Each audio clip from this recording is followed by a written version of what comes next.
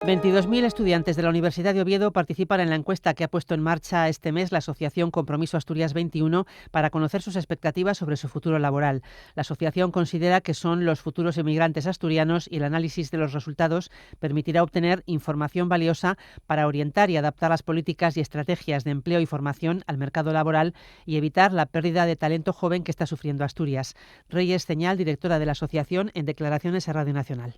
Son cuestiones muy relevantes que hoy en día, con la movilidad que se produce, que no solo es en Asturias, es a nivel mundial, y nos muestra que hay una serie de dinámicas que se están desarrollando, unas que hacen que los jóvenes se sientan atraídos por determinados puntos geográficos y por determinadas oportunidades laborales que a veces no encuentran aquí, y la otra clave, que es la retención. ¿Qué podemos hacer para crear aquí ese entorno para que también se quede mucha más gente con las oportunidades al nivel de lo que están buscando los jóvenes? Por otra parte, la asociación tiene en marcha un plan de mentoring que conecta a los estudiantes con profesionales y directivos de 7 empresas de todos los ámbitos de la región, que pretende informar a los jóvenes de sus posibilidades de empleo. Reyes Ceñal. Estamos en el proceso de presentarlo en diversas facultades para que puedan disfrutar de esta oportunidad que les pone en contacto directo con el mundo laboral a través de 7 empresas que colaboran con Compromiso Asturias 21 en diversos talleres, y a las que tienen la oportunidad de ir y conocer a sus responsables y directivos y de tejer esa red de contactos que les va a permitir conocer mucho mejor el mundo laboral al que se quieren dirigir.